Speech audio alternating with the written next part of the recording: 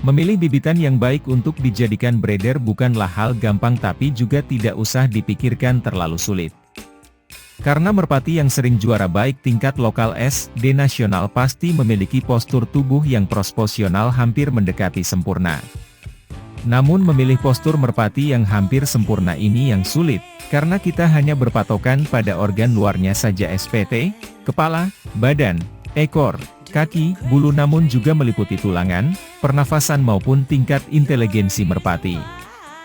Sedang penghobi merpati entah itu yang sudah berpengalaman puluhan tahun bermain merpati atau bahkan yang belum lama kebanyakan hanya mempelajari karakter merpati dari fisik luar saja, jarang yang mau mendalami sampai dengan organ dalam dan inteligensi, tingkat kecerdasan.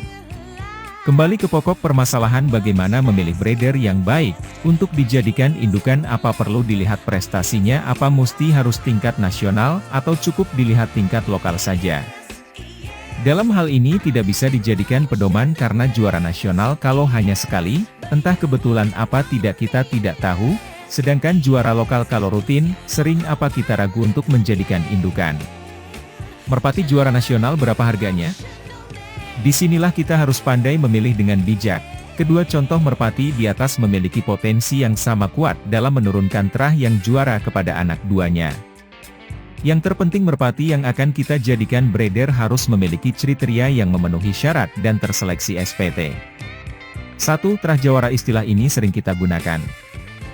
Di mana dalam Kamus Bahasa Indonesia istilah jawara adalah jagoan, pendekar atau kita definisikan jagoan, jawara atau pendekar di mana setiap bertarung sering menang atau bahkan tak terkalahkan. Sehingga dalam dunia merpati kalau kita gunakan istilah terah jawara bahwa keturunan burung tersebut sudah sering menang bila dilombakan dan sering juara.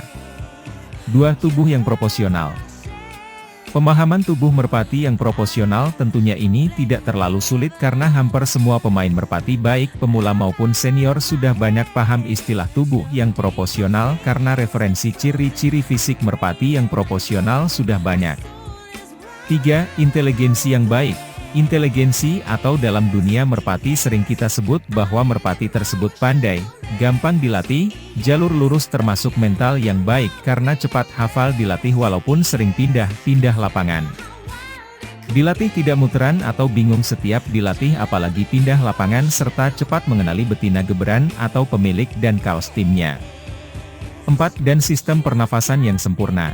Mungkin istilah sistem pernafasan yang sempurna bagi dunia merpati balap tidak terlalu penting dan jarang sekali pemain yang memperhatikan ini karena istilah ini banyak YG dijadikan pedoman oleh merpati pos yang jarak lepasan hingga 100 km lebih sedang pada merpati balap ya jarak lepas antara 1 km pernafasan tidak menjadi hal yang penting apalagi ditunjang dengan kriteria di atas yang sudah proporsional. Namun dalam pernafasan jangan sampai tidak diperhatikan karena banyak dijumpai burung yang pada saat dilatih terbang begitu cepat, sprint, atau hinggap ke betina dengan cepat, shoot atau tembak. Baik ternyata begitu jauh seperti terbang di tempat kalah dengan merpati yang terbang seperti pelah 1-1 namun cepat sampai ke betina joki. Faktor ini yang menjadi penyebab adalah sistem pernafasan yang kurang baik. Sehingga untuk menilai sistem pernafasan yang baik selain bentuk fisik yang harus diperhatikan juga dilihat pada saat dilatih di mana merpati tersebut kontrol antara terbang dan